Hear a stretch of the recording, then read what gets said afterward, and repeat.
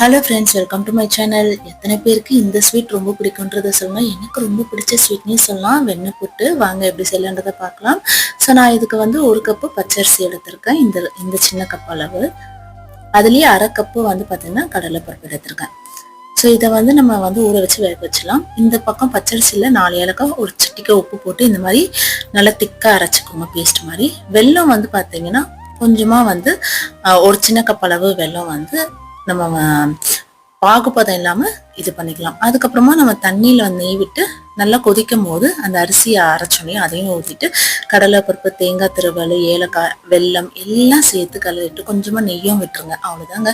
1/2 மணி நேரத்தில் சூப்பரான நம்ம சின்ன வயசில் சாப்பிட்ட ஒரு ஃபேவரட்டான ஸ்வீட் ரெசிபினே சொல்லலாம். வெண்ணெய் போட்டு கண்டிப்பாக செஞ்சு பார்த்துட்டு கமெண்ட்ல எப்படி வந்து சொல்லுங்கள். இந்த வீடியோ பிடிச்சிருந்தா நம்ம சேனலை லைக் பண்ணுங்கள், சப்ஸ்கிரைப் பண்ணிட்டு பாருங்கள். அடுத்த வீடியோவில் சந்திக்கிறேன். நன்றி, வணக்கம்.